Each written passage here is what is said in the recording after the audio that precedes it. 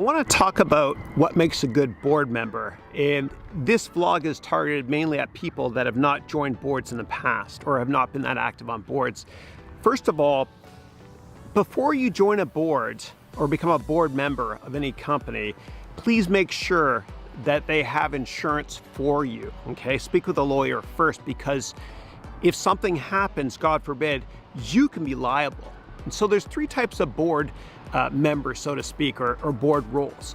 One of them is a board member, okay? And that's the one where you gotta get insurance, okay? I'm not a lawyer, so get your own legal advice, please. But the second type after a board member is a board observer. And a board observer sits on the board, but might not be in the inner circle making the top board-related decisions, okay? Every company's a little bit different.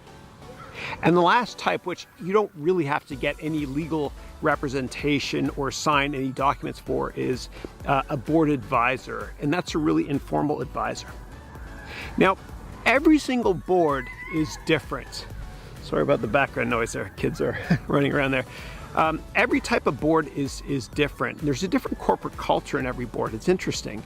And if you're joining your first board, then don't feel you have to ask questions right away. Just kind of sit back and listen to the first board meeting and maybe ask one or two questions at the end, okay? And a measure of a great board member or board advisor or board observer is if she or he gets the first call from the CEO if something goes wrong and they need help.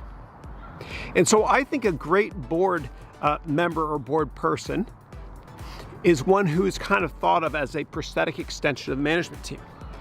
They can help introduce the management team to potential customers, okay? And they also have a fiduciary duty to their own investors. And so the way it works in venture capital in most companies is if somebody invests a lot of money in a company on behalf of themselves or others, maybe on behalf of a venture capital firm they work at, then they get a board seat, okay? And again, they can either be a board member or a board observer. Okay. Then they have a fiduciary duty to find out if the investment is going well or not, and disclose any material information, if they're allowed to, directly to their investors. Okay, it's their fiduciary duty. Okay, it's their fiscal responsibility.